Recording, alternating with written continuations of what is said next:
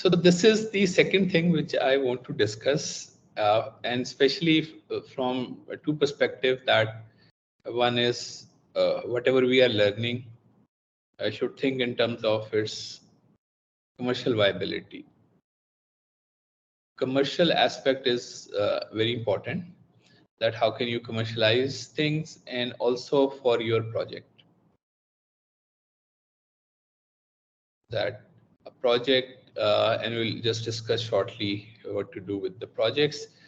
So let me just show you like few companies what they are doing. One is this company name is Samsara, and they say operate at a whole new level, and they have this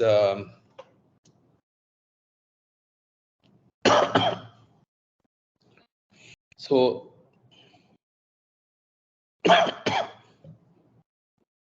they have this fleet management system, uh, which is very comprehensive, and it's like a kind of a big company, lower fuel cost, but I think it's very manageable. Like we have in Pakistan, so many people who are operating fleets, their government offices, private offices. And a solution like this is very much possible. Boost efficiency, track your equipment, and more, all in one platform. I especially like their this look. So they have this solution into different type of vehicles, and so this is distracted driver. Just we saw that. So there is an unwanted activity in zone 2, and then change of temperature is realized, and 3 hours unit break, 5 minutes until delivery, proof of delivery, and here's some Dodger whose only utilization is 30%. So, uh, so, so here is distracted driver detected, like he's not really focusing, and so all this is IoTs and AI, and I think very much possible. So I don't see that to achieve all these things is any problem or any difficulty, and we should have like startups doing this type of work. Second is also something and also we have done this many times. This is called sentiment analysis, and usually you can use this open AI. So we'll see that using how to use AI APIs for the uh, to get sentiment analysis. So everything is open source. Everything can be generated through Chat GPT. You have this, OpenAI has all these open APIs, which is application programming interfaces, which you can use, send a sentence, find out whether it is talking something positive or something negative. So they have this one-stop shop for content and brand protection, and all they are doing is they have this browser. Let's say you have some business, and maybe, for example, I'm also like on the board of Shifa International Hospital, so I usually keep telling them to have something like this, because sometimes people start saying negative things about Shifa Hospital, which may not have any of their fault. It just spread like wildfire, and they only find out after few days. And although though they are very vigilant, they have a good IT team, but I was like kind of always telling them that if you have these sentiment analysis tools where you have crawlers, and crawlers are all the time looking onto Facebook and Twitter and all social media, that anybody saying anything, instantly you will find out that somebody on this platform has said something which has some negativity about us, and so that you just protect your brand and just counter it right there and then. And this is what they have. So this is I've taken from the website. 80 poster accounts related to Dunkin' Donuts. So all these must be their clients, and for all their clients, they have this 11% of Twitter posts related to Hyundai over the last 24 hours were bot generated. And so what all this tool is doing is it's doing the sentiment analysis of its customer, and which are like big customers. And anything happens, anybody talks anything negative about them, they inform them that there is, this guy telling something. So I like this tool as well, and this called is a red flag. So I'll raise a red flag that there is something happening on the social media. I got to look at it. Third is uh, actually I put one of my PhD students to do this as well. So this is just based on the data. You have a good solution policy for the insurance, may it be your vehicle or health or anything. So this is health carriers are using AI to improve underwritings, AI solution for group health insurers. So this is our paper, and you can get access to this. This is an open publication. Need-based optimized health insurance package using clustering algorithm. So in this was PhD work of Dr. Iram Matlu. We also got data, and usually in a big organization, a corporate, usually you divide your employees in categories. These are categories A's. Usually these are your C level or CEOs, directors. So I'll get the very best group. So this is group A. Then you would put some of them to B, then C, then D. So D usually are your low paid employees, or but still you want coverage for them. So we got data of an organization, like 5-6 years old data of an organization where the employees were divided into categories, category A, B, C, D, and then we tried to rerun it after just training, modeling, finding out how the people are taking benefit, how much they are spending out of their own pocket. So we could really able to optimize the medical expenditure of a large enterprise uh, uh, by, or even providing them with a better healthcare, because it's data driven. So instead of making the our model learn, we could actually able to just fit in a distribution by ourselves. For example, here we have fitted a gamma distribution. So this is different categories of employees. Category A, this is, as it says, group 2 data. So this is perhaps category B, group 2, category C. And this is their out of utilization amount, and out of their own pocket. And these are the categories. Actually, the categories are going from A, B, C, D, E, F, G, H, and then we propose something which would lower the cost of organization to support their employees for health insurance. So it was good work. I also like this: once data speaks, AI listens. So it's true that if you have data and data speaks actually, and then you can just make AI to listen to it.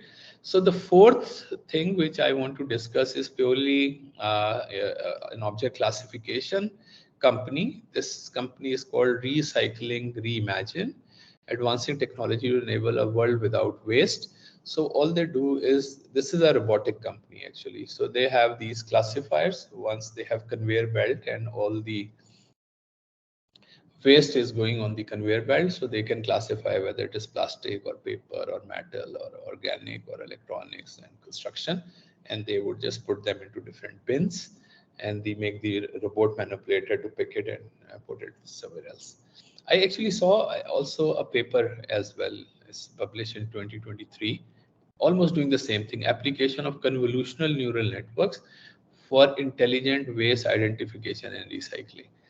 And here you will find out that they are also like using these network. For example, they have used ResNet, they have used YOLO, we may consider, and they have using this RCNN. We may just spend time learning about some of these as well.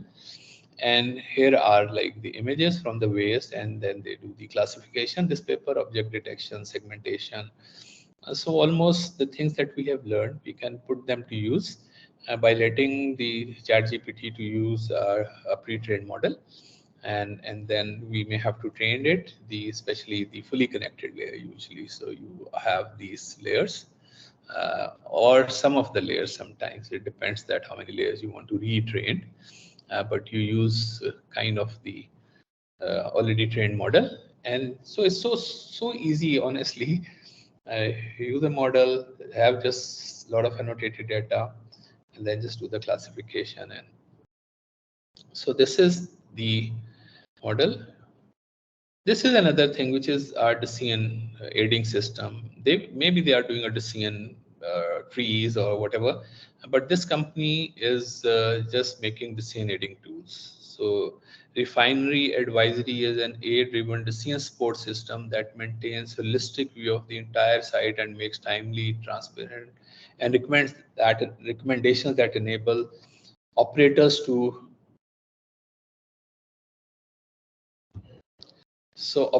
close the profitability gap in real time. So for every situation, they're just suggesting that you should do this. If you have to turn down the plant, you turn down the plant, you reduce the efficiency, you do this. And then everything is linked with, and we are just working on a similar project where we are developing uh,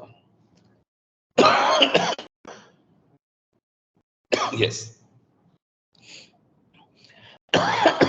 sorry. So we are developing what they call is sales and operation planning. We're doing it for an American company, sales and operational planning. So we have data from all the sales of a specific product they have for last couple of years, and from the sales, and we also are adding some external factors. Usually they also affect sales of a specific item, and then predicting sales for next year, that how many sales are they going to have next year. And this then they take and give as a sales target to sales team, that they expect that this much sales they should do. And on the other hand, they give it to the same to the production team, that this is how much they want components to be produced. And then the same thing goes to their supply chain management. Same. So the entire thing just works on the AI based predictor that you have. Otherwise, people just have to guess that how much food they have to prepare, how much, this type of, because you got to show something in the shop to sell, and that requires again to have being manufactured. You don't want to be stock out, so it's very complex. Large businesses are very complex. So these are the type of things we could do. Similar is and this is just amazing. I think this is going to go very big. This company, medical documentation specialist, Augmedix, develops solutions to extract data from natural physician-patient conversations. So once they're talking, it is just recording. And then after they have, and I think it is very much possible. I don't think that it is really difficult, especially in English. So it converts it into medical notes in real time, which are automatically transferred to EHR, electronic health record system of healthcare providers. So this is their theme. They say, see the patient, not the technology. They say, so he is not worried about entering anything into the system. Automatically, just recording, extracting, summarizing, and then putting it back into electronic medical record or electronic health record system, EHR. So this is the company, Augmedix. So very, very interesting product. Then, so it's like talk about, we still have, if you go to our hospitals, they have whiteboards. So they write duty doctor, who is the duty doctor, and who are the patients. So these are the patients, and who doctor is assigned. And so they put it on whiteboards. But here is another, and we are doing something similar, but this is way ahead of everybody. So they say Babylon Health. AI begins to ask users about their complaints and subsequently match them to relevant physician 24/7 via video or voice call for further medical assistance. So you go onto their platform, they will ask you questions. that what problem, this and that, and they will figure out the best doctor to see you, and then they'll set you an appointment, and you just then see a doctor. So this is through deep learning. The AI system can also provide user with personalized insight to stay healthy, that you must do this and you must do that, keeping in perspective your medical record. So it starts suggesting. Okay, so this is smarter care, better health. So this is their website. So this brings me to discuss the project. So this is so this is really what I want you to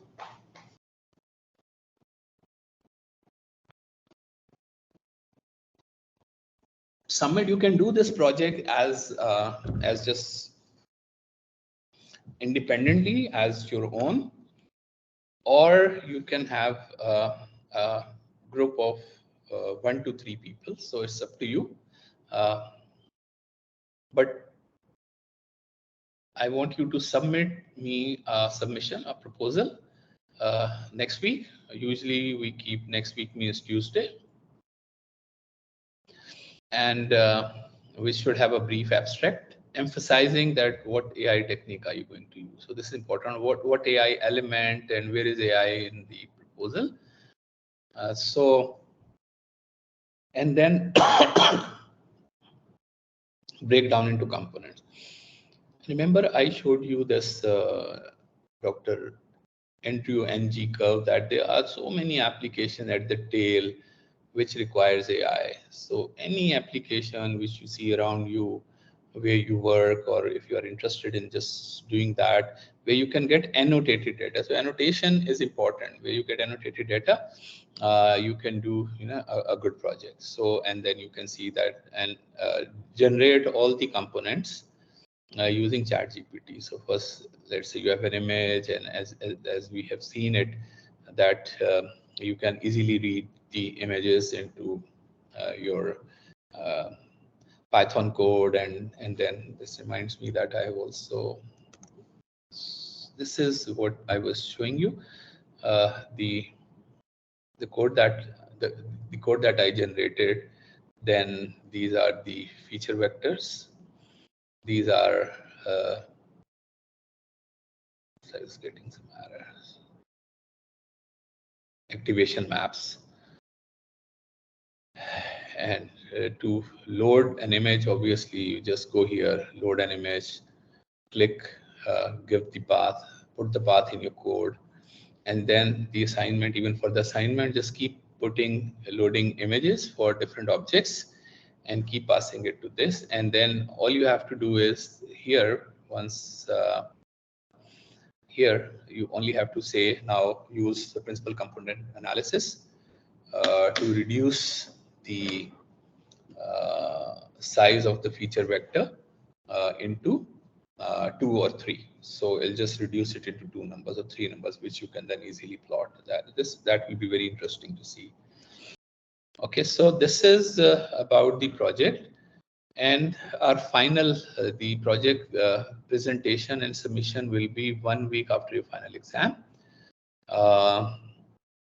And then I expect a very short project report. If you have done a good project, definitely you can send it for publication as well. So you can send it for publication as well. So you just, and even though it's not good, but I don't know whether they allow generating text from ChatGPT or not. Maybe yes. So you can just sections, paragraphs, and then just go review them and just put them together and see that how good a paper you can write and how good a simulations you can do, how good an application actually you can target for your final year project. Just be out of the box. Just think of something which is just out of the box and see whether we can accomplish it or not. So this brings me to the another interesting thing in AI, which is sometimes what we are processing is not just an independent image. So what we have seen and understood that AI works like a black box. Okay, So lot of millions of parameters are there, and you don't know what they are doing, kind of thing. All you care is that you have like some million data samples. They all are annotated. Annotated mean whatever you want the box to tell. So every sample, you know the answer. Gigi. Sir, I want to talk about the project. Gigi, So please. when we are appearing for the final exam. Final exam is, I think now we are in actually week 13, right? Yes. Yes, So sir. though this is week 12, but there was a midterm, so week 13, then there is a week 14, then there is a week 15, then there is a week 16. So 13 has gone. So I think it is after 4 weeks, 1, 2, 3, 4. So So I think, sir, because we are also doing the assignments and covering the lecture and final exam. So I don't think I so. It is a the subsequent a good time for us to complete the project. So uh, I'm afraid that the timeline is I will, very strict timeline. I think there is a month, so I will not give you any more assignment now. Okay? So a project means almost, let's say, 4 weeks of work. Okay. I don't expect like too much. I expect like it's like 4 assignments. Okay. So but you have given today assignment 7 Let's already. cancel that. So I'll solve. I will do it myself, the assignment, and I'll show you the result. Okay? Okay. So this assignment you don't need to do it, but I'll just experiment it myself, and I'll show you that how it worked, because I myself don't know that how it is going to turn out, will be turned out. So let's just start focus on the project, and not don't make a very complex project. Just assume that it is just 4 assignments or 3 to 4 Okay. assignments worth of complexity. And especially now, once you have like 1 to 3 students, so you can safely say the good project will be like 6 assignments worth of work if 3 people are doing it. Okay. So, but I expect at least 3 to 4 assignment worth of complexity in the project. And the same thing that after your approval, then we can start work on our project. No, you can just start. I'm not going to reject anything. All I can do is I'll just try to refine it further. But you can just start working on the project as long as you know it has all these elements. I don't mind, and try, because we are here. We shall be just using ChatGPT to generate the code. So, or you can even, I don't know, copying a project is not good. So I want you to just think something, out of the box, good thing, interesting thing, and try to do this project yourself, because we are not expecting anybody to write the code. So uh, just try to come up with an interesting idea, and Okay. uh, and And and don't mind to complete it. I mean, I really, it's okay that if you even don't able to complete it, just have a good idea, make a good presentation, and see these are the components that you could able to accomplish. So I'm not expecting everybody's project working. I am just expecting people to critically think of interesting applications. okay. Okay, or even a And my little. last question. And my last Gee, question is that is case is going to support anything financially for the publication? this I need to see that if there are something like very good publications in, but out of a course, it is very hard to get something published in, for example, IEEE transaction or so. So let us see. I mean, one way is there are many conferences in Pakistan, so we can send Yes. them here, and this case can support.